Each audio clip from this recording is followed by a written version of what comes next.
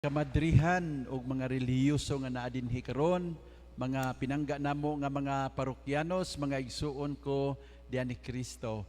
Happy Fiesta kaninyong tanan. Viva Immaculada Concepcion. Atong pagpaka ng atong mahal nga inahan. Lingi asa ang inyong mga tapad. Unya, pangutan Brad, sis, ang baboy nahikay na ba?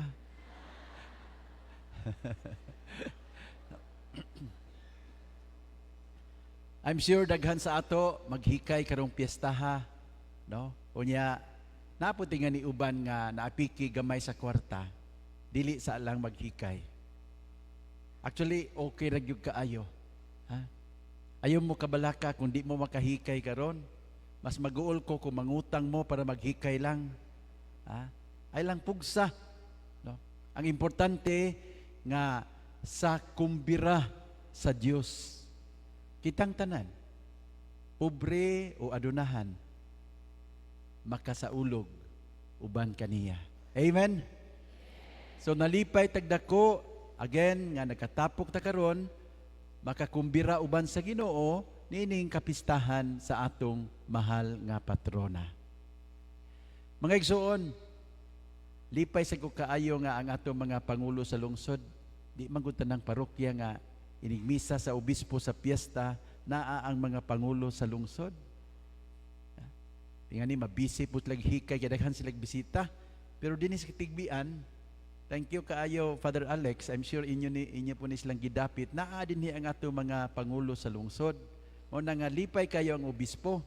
Kabalo mo nga, no? Kung ang ato mga pangulo sa katilingban, muila og Diyos. Kung ang ato mga leaders, mutahod sa Ginoo, kamao nga musimba, kamao nga magampo, labing siguro, ang katawhan sa Diyos, maamumahan pag-ayo. Amen? Lahi ang tao, nga walay Ginoo. Kay nga no, wa man siya'y kahadlukan, sayon niya ang pagbuhat og dautan. Pero kung ang katawhan muila og Ginoo, dunay dakong paglaom nga ang tanan mabulahan. Mga igsoon, ining kapistahan sa Immaculada Concepcion, gipakita lang sa simbahan kanato ang dakong kalainan sa grasya sa Dios ug sa sala. Unsa may hulagway sa sala? Kitang tanan nakasala. Tinuod dili. So, kining kamatuuran sa sala, nasinati nato, nakasabuta unsa ni siya, dili ba? Kay nakasala man tanan. Nabay usa dinhi nga wa makasala sugad-sugad. Hands up kay taga-ag 1 million? Wala gyud. Kay ngano, ang ato ramang mahal nga inahan, ang Birhen Maria, tungod kay gipili man sa Ginoo. Gianda man sa Ginoo nga mahimong inahan sa iyang pinalanggang anak nga si Jesus. Gilikay sa daan sa sala ug mao kina ang kapistahan nga atong gisaulog karon, ang Immaculada Concepcion. Meaning, ang mahal nga birhen salbadaan sa Ginoo sa sala ug siya sa iyahang dakong gugma ug pagtahad sa Dios nagpabilin nga walay sala hangtod sa katapusang yugto sa iyang kinabuhi dinhi sa kalibutan. That is the beauty of the Immaculate Conception. Now, unsa may hulagway sa sala? Gipakita nato diya sa unang pagbasa, si Adan gipangita sa Dios, hain ka man. Unsay tubag ni Adan? Nahadlok ako kanimo, naulaw ako kanimo, ug mitago ako. I hid myself. Kitang tanan, again, nakasala man ta. Kining kasinatian ni Adan, mitago, nahadlok, naulaw, maoy hulagway sa sala.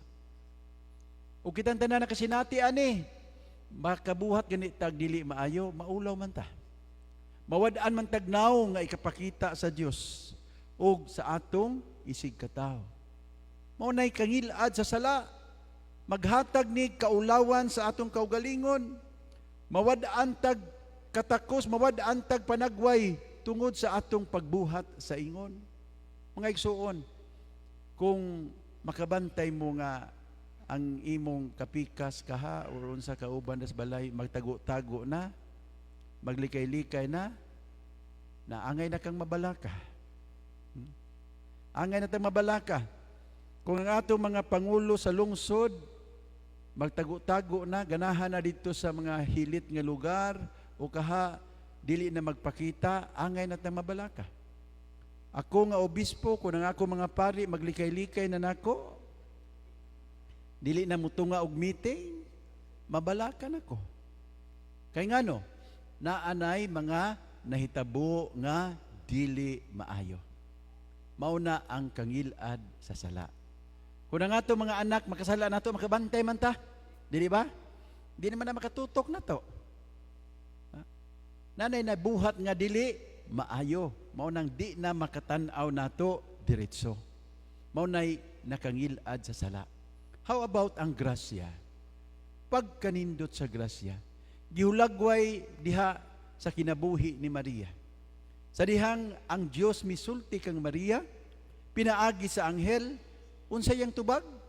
Tinuod na balaka siya, dili tungod sa sala, kung dili na balaka siya, tungod kay di, naglisod siya dawat sa kanindot sa grasya nga gihatag sa Dios niya, sa iyang pagkaordinaryong tao, sa iyang pagkasimple nga babae, ang Dios nagpakita kaniya sa dakong gugma.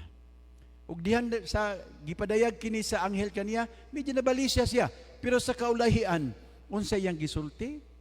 Sulugoon ako sa Dios. Matuman unta dinhi kanako ang imong gisulti. Pagkanindot, behold, I am the handmaid of the Lord. Mga igsuon, abi ninyo, magampo man tingan nimo no, matagbuntag, inigmata ninyo sa sayong kabuntagon, magampo ba mo? Kini ang pinakanindot nga pagampo, nga angay natong isulti matag adlaw o matag sayong buntag sa atong kinabuhi. Here I am, Lord, your servant. I come to do your will. Ginoo, ania ako, imong sulugoon.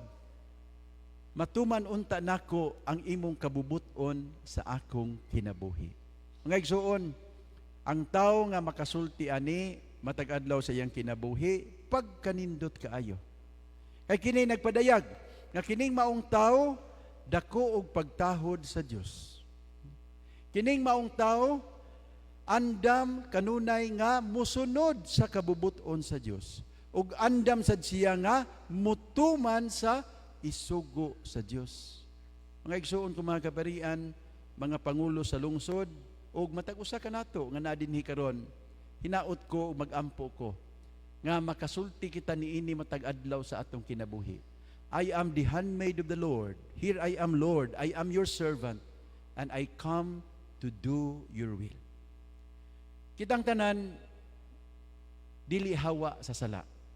Si Maria lang, kay siya lang ang giandam sa Ginoo para mahimong inahan sa iyang anak. Pero kitang tanan matag karon ug niya makasala gyud. Angay batang mabdiskurahe? Dili gyud. Ngano man tungod kay naamay grasya sa Dios. Unsay giingon ni San Pablo, where sin abounds, the grace of God abounds all the more. Romans 5 verse 20. Kung daghan ang sala ug dako ang sala, mas dako ang grasya sa Dios. Sa kaadlaw ni ana samtang nagbiyahe mi sa sakyanan, si Father Ado ang mag-drive. Nagtaligsik man, iulan ba? Unya kalit lang si Father Ado, miingon ako, Bishop, ang grasya sa Dios murag wiper sa sakyanan. Kailan mo mag-wiper, no? Anong mana-ana, no? Oh. Mura ko nag-wiper sa sakyanan, ang grasya sa Dios. Nangutan na ko niya, nga naman do, nga nakaingon man kaana. Iyon siya, Bishop, kanang taligsik bitaw sa ulan, mura na siya hulagway sa sala. Ang taligsik sa ulan, makalubog sa windshield sa sakyanan, di ba? Oh, sama sa sala. Ang sala sa tao, makalubog sad sa atong kinabuhi. Pero Bishop, tanawa ha, ang grasya sa Dios. Murag wiper, inig-on nimo sa wiper, bisan pag-unsa kadaghan ang patak sa ulan. Inig-on nimo sa wiper, mapapas ang tanan o mabalik ang katin-aw sa windshield or sa salamin sa sakyanan. Sama sa atong kinabuhi. Bisan pag-unsa kadako o kadaghan sa sala, basta pangayuon nato ang grasya sa Dios. Mapapas ang tanan ug mutin-aw ug balik ang atong kinabuhi.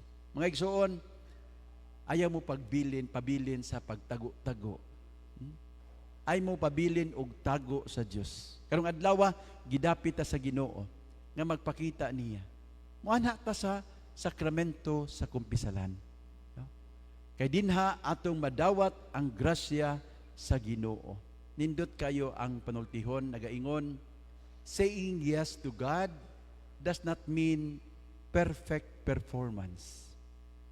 Rather, it means perfect surrender to the Lord every day of our lives. Tinuod kaayo. Muyestas Ginoo. Pero bisan pag muyesta, makasala mangyapon ta. Tawhanon naman ta. Pero sige lang. Because saying yes does not mean perfect performance. Ato lang isurrender sa Ginoo, meaning maningkamot lang ta matag-adlaw sa atong kinabuhi, atong isurrender sa Dios. Kay masaligon man ta nga bisan sa atong pagkatawhanon, maangkon nato ang kaluwasan tungod sa gahom o grasya sa Dios. Happy Fiesta kaninyong